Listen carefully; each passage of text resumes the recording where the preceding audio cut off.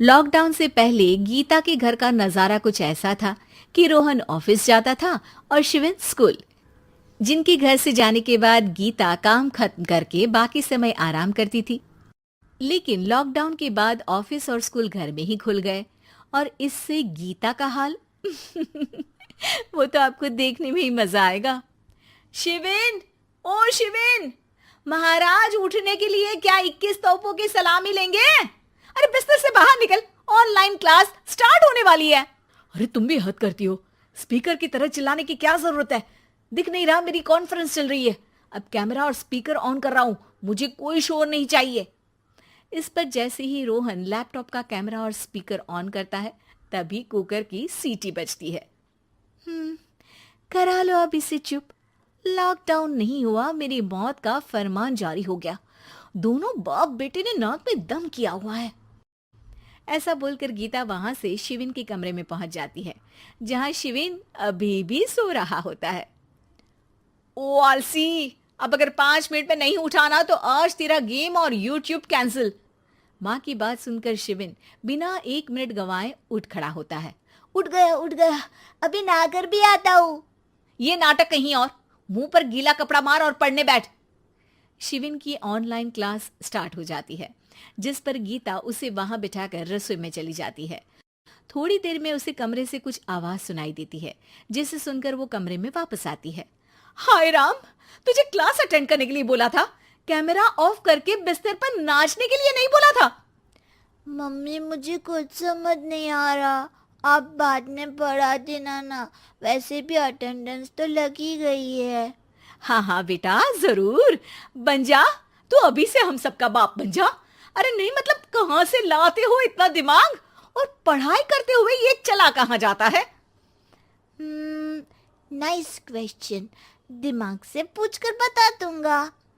शिविन की बातों से परेशान होकर गीता उसे मारने के लिए जैसे ही आगे बढ़ती है तभी वो कमरे से बाहर भाग जाता है।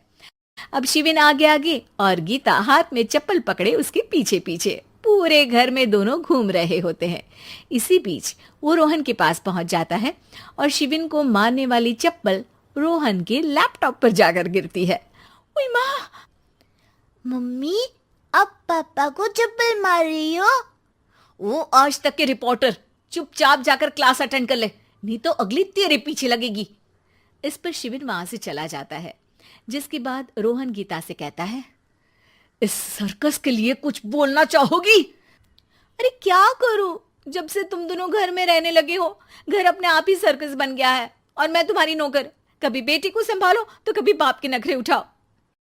इन्हीं सब उथल पुथल में दिन बीतते रहते हैं, जिसमें हर रोज घर के अंदर कुछ नया सियप्पा खड़ा मिलता है, जो ज्यादातर शिविन और रोहन के ऑनलाइन स्कूल और ऑफिस से रिलेटेड ही होता है।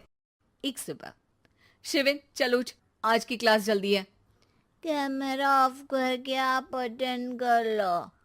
अरे ऐसे छित्तर पड़ेंगे, दादी नानी सब एक साथ याद आ जाएंगी। गीता की लाख मशक्कतों के बाद क्लास तो खत्म हो जाती है, लेकिन उसके बाद शिविन फोन इस्तेमाल करते हुए इंस्टाग्राम रील बनाने लगता है। रसोड़े में कौन था? तुम थी, मैं थी, कौन था? कौन था? हाँ, मैं गरीब हूँ, मैं गरीब हूँ। अरे ओ गरीब के बेटे, आजा, मैं बनाती हूँ तुझे गरीब। मैं बताती हूँ रसोड़े में कौन था। पढ़ाई करने बोलो तो इनकी माँ मर जाती है, और ये पागलपंतियां जितनी मर्जी करा लो। गीता शिविन को डांट रही होती है, तभी रोहन बीच में बोल पड़ता है। अरे बच्चा ही तो है, इतना गुस्सा क्यों कर रही हो? बेटे का साथ देने की इसी एक कोशिश में अब शिविन के साथ साथ रोहन भी गीता के गुस्से की सूली पर चढ़ जाता है। अगर बेटे पर इतना ही प्यार आ रहा है तो इसे क्लास अटेंड क्यों नहीं कराते, इसका होमवर्क क्यों नहीं कराते? उस समय तो बहुत जल्दी मीटिंग आ जाती है, वो काम मैं करूं और यहाँ इस बेफिजुली की चीज में तरफदारी करके बन जाओ महान।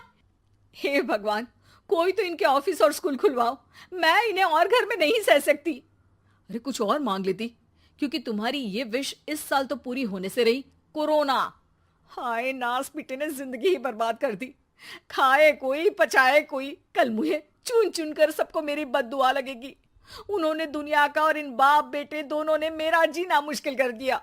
गीता वहां से चली जाती है, जिसके बाद रोहन शिविन से कहता है, अरे तुम्हारी मम्मी इतनी भड़की हुई क्यों है?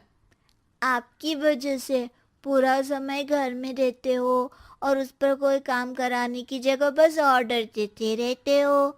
अच्छा बेटे, सारा इल्जाम मुझ पर, पूरा दिन तो वो तुम पर ही चिल्लाती है। हाँ, मतलब दोनों का 50-50 है, कुछ करना पड़ेगा। वो कहते ना, make the best out of worst. I have an idea. वैसे तुम्हारी माँ सही कहती है, बहुत जुबान चलाने लगे हो, कम बोला करो। अगली सुबह रोहन और शिविन अपनी गलती को सुधारने के लिए गीता के उठने से पहले घर का आधा काम खत्म कर देते हैं, जिसे देखकर गीता खुश हो जाती है और फिर बाकी बचा काम वो तीनों मिलकर पूरा कर लेते हैं। जिसके बाद अब वो सब मिल बांट कर हर काम में एक दूसरे की मदद करते हुए लॉकडाउन का मजा लेने लगते हैं।